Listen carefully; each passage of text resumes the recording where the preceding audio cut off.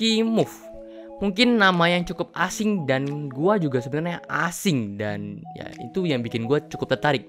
Apakah dia bisa menggeber atau inovasi apa yang dibawakan dari keyboardnya yang mungkin bisa bersaing di pasaran? Mari kita bahas. Yuk kita bahas. Ini dia Keymove K98.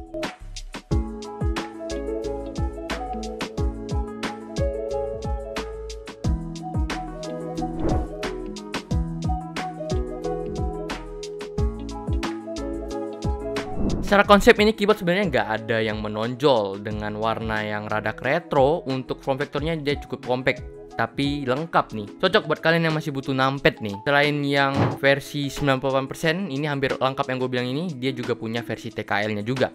Yang gue rasa ini sebenarnya lebih menarik lagi ya, desainnya lebih cakep gitu, nggak normal kayak gini gitu desainnya. Kalian kira udah nih? Ternyata gue lihat-lihat di bagian belakang ada satu hal yang unik dari keyboard ini tuh. Kayak ada slider kan ya. Nah di situ tuh kalian bisa lihat baterainya gitu. Sebenarnya gue juga bingung fungsinya apa. Apakah kita mau ganti baterai lebih mudah gitu kah, atau bagaimana gitu? Karena ketika lu akses baterai ya kan, ya mau cabut si baterai dari PCB kan mesti bongkar juga intinya ya. Ya mungkin ini biar gak terlalu tebal aja sih mungkin ya. Mungkin. Walau desainnya retro ya, keycapsnya sih udah kekinian sih. Karena dia udah pakai bahan yang PBT, jadi teksturnya dia cukup enak. Konektivitas yang dibawakan juga udah cukup lengkap. Ada wireless 2,4 GHz, Bluetooth, dan juga wired. Kita tes polling rate-nya juga udah di 1000 Hz polling rate, jadi udah cukup aman buat main game FPS di keyboard ini tuh. Soal bobot ini cukup unik, gue jarang banget bahas bobot di sebuah keyboard kan. Karena ini bobot terlalu berat buat jadi keyboard normal gitu. Karena keyboard ini tuh beratnya tuh di 1,4 kilo. Ya itu yang bikin gue penasaran, jadinya gue bongkar dan gue lihat apa dalaman yang spesial dari keyboard ini, kayak bisa 1,4 kilo gitu. Gue nemuin di bottom case-nya itu ada silikon yang cukup tebal, dan mungkin ini yang salah satu bikin nih keyboard jadi cukup berat ya. Terus ada PCB, terus dilapis lagi silikon baru ke plate metal yang katanya nih diimpor dari Jepang. Oh ya, untuk bongkar keyboard ini sebenarnya cukup mudah, cukup congkel aja di bagian sisi kiri kanan, baru lepas satu baut di bagian depan di plate-nya. Habis itu kalian lepasin dua baut belakang di bagian row tuh di PCB-nya ya. Di PCB-nya kalian cabut dua, baru kalian bisa akses ini keyboard leluasa ya, udah tanpa ada yang nyangkut gitu. Untuk PCB-nya sih udah nawarin hot swap 5 pin, tapi sayangnya masih north facing. Jadi terbatas untuk beberapa profile ya. Kalau untuk varian switch sih sebenarnya udah bebas, kalian mau pakai switch apapun udah oke banget karena udah 5 pin kan. Ya tapi memang kalau keycaps profile cherry kayaknya belum bisa. Ngomongin switch secara default, ini keyboard hadir dengan 3 varian ya dari Gateron tuh. Ada brown, red, dan juga silver.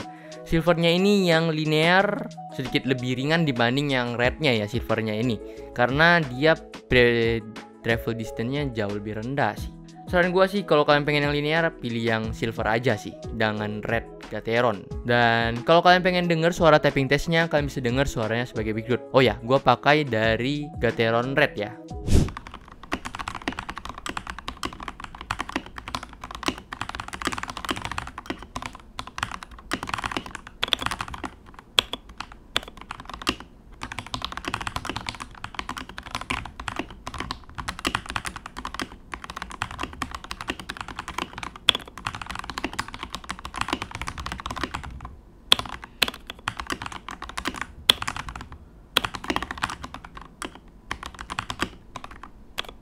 Kita langsung bahas ke harganya aja. Sebenarnya sini juga cukup mahal sih ya dibanding kompetitornya ya. Keyboard ini tuh dibanderol dengan harga di $99, yang gue rasa gimmick yang dipakai ini kurang kekinian. Kalau mau ngincarnya gamer bisa pakai kayak gimmick-gimmick rapid trigger dan lain-lain sih. Bukan gimmick sih, rapid trigger memang berguna. Ya nanti gue juga bakal bahas rapid trigger di keyboard lain tuh. Kalian tungguin aja ya. Ya gue rasa ini cukup selera aja sih. Kalau kalian suka keyboard yang hampir size-nya full gitu ya, dengan suara yang cukup enak, bisa pilih ini ya kan. Dan belum kelar nih, hampir kelupaan, Keymove juga rilis satu aksesoris yang menurut gue ini baru worth it parah. Ini mantap banget.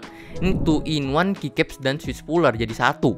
Buat dibawa kemana-mana ini enak banget, dan cabut switchnya jadi lebih cepat juga. Keycaps pullernya juga enak sih menurut gua, cukup cepat gua jadi nyabutnya gitu. Ini baru gua rekomenin banget nih, kalian wajib cobain beli ini keycaps dan switch pullernya nih. So mungkin segitu dulu pembahasan gua kali ini. Like kalau suka, subscribe channel ini kalau channel ini bermanfaat, dan kasih tau gua produk apa lagi yang kalian pengen gua bahas. Segitu dulu, gua pamit undur diri. Bye bye.